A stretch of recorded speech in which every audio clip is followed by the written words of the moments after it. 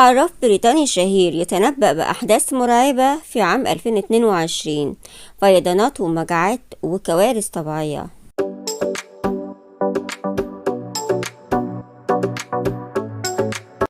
أهلا بكل المتابعين والمشاهدين على قناة أنا وهي والنجوم في حلقة جديدة من حلقات التوقعات. بداية كل عام بيهتم كتير من الناس بمتابعة العرافين وخبراء الأبراج الفلكية الذين يصدرون تنبؤات ترسم صورة عامة للسنة الجديدة قبل بدايتها. ومن أبرز العرافين الذي ينتظر كثير من الناس حول العالم هو كيرك هاملتون باركر. وباركر للناس اللي ما تعرفوش كنا اتكلمنا عنه في القناة قبل كده، هو عراف بريطاني شهير صحت كتير من تنبؤاته خلال السنوات الماضية. ونشر كيرك مقطع فيديو على قناته باليوتيوب والتي بها أكثر من 90,000 مشترك لتوقعات 2022 بحسب موقع بيرنيوز وير الأمريكي.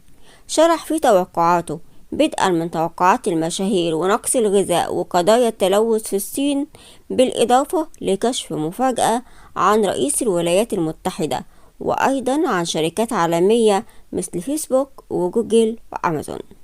بدأ الطبيب النفسي البريطاني مقطع الفيديو السنوي الخاص بالتنبؤات بإخبار المشاهدين أنه ينشر هذا النوع من الفيديوهات طوال العام، لكن هذا الفيديو مختلف ويشمل نظرة عامة لعام 2022.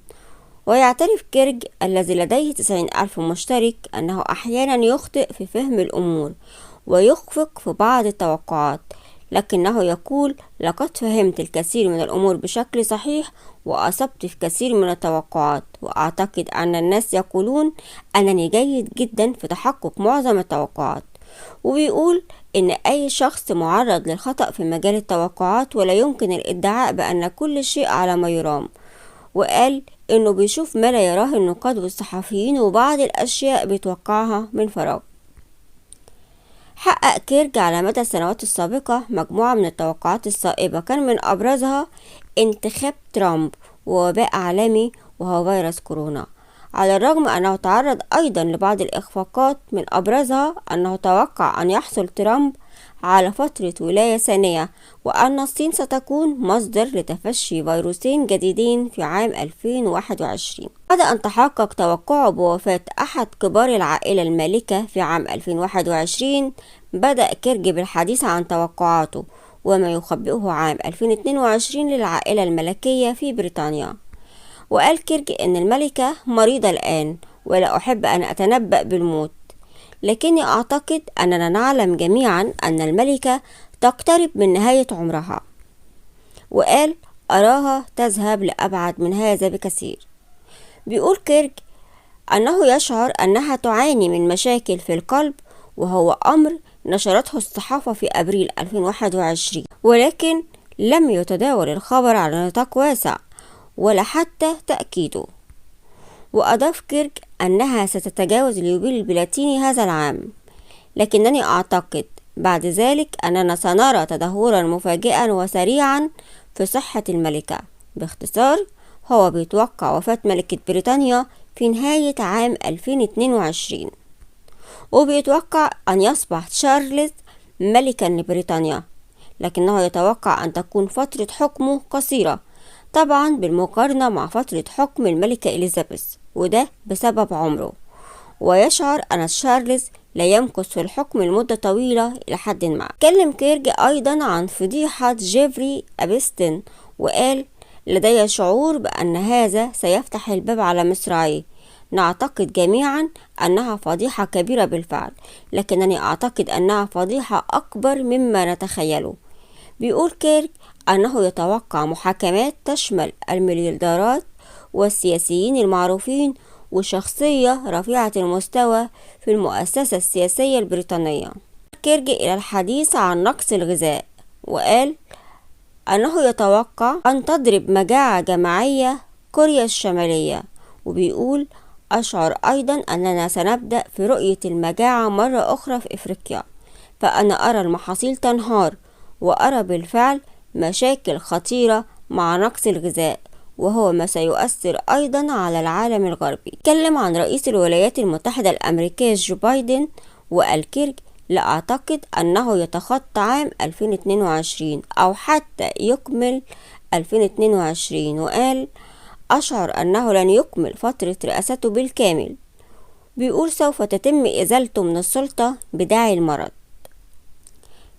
يعترف كيرك أنه لا يفهم السياسة الأمريكية جيدا بما يكفي لفهم توقعه تماما بشكل واضح وصحيح، وبيقول إنه بيتوقع إن امرأة سوداء ستكون مهمة جدا جدا في السياسة الأمريكية. يعني من الممكن إن نائبة الرئيس جو بايدن هي من تخلفه في الرئاسة، وهي دي المرأة اللي بيتكلم عنها باركر. أما فيما يتعلق بموضوع الحرب والصراع، قال كيرك أنه في عام 2022 أشعر أن الصين ستكشف أن لديها مخزونات عسكرية وتطورات عسكرية ضخمة وأشياء لا يعرفها أحد منا، ويرى أن الصين تفوقت على أمريكا لتصبح القوة العسكرية الرائدة في العالم. وبيقول إن هذا سيشمل مرافق الحرب الجرثومية، مضيفا أن هذا جزء من أعمال ووهان. بيعتقد كيرج أن مدينة ووهان كانت موطنا لمنشأة سرية للحرب الجرثومية، والتي يفترض أنها كانت مخفية عن المسؤولين أثناء تحقيق منظمات الصحة العالمية في مصدر وباء كورونا. ويتنبأ كيرك بأنه اعتقد أن أحد أهم الأمور الجادة التي ستظهر خلال عام 2022 هو الانتشار المفاجئ والخطير للأسلحة النووية، ويعتقد أن اليابان ستبدأ في تخزين الأسلحة النووية وستصبح قوة نووية، وإيران ستعلن أن لديها القدرة النووية الكاملة، وإسرائيل ستضربهم ردا على ذلك.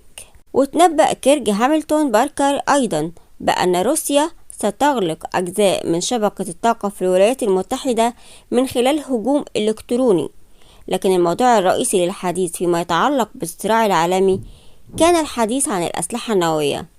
تضمنت الأحداث الأخرى التي تنبأ بها كيرج العام 2022 سربا من الحشرات يغزو الولايات المتحدة، وتسربا نفطيا كبيرا في كندا، وحريقا غير عادي وكبير جدا في منطقة جبال الألب الباردة، واختراق في شكل مصدر طاقة جديد.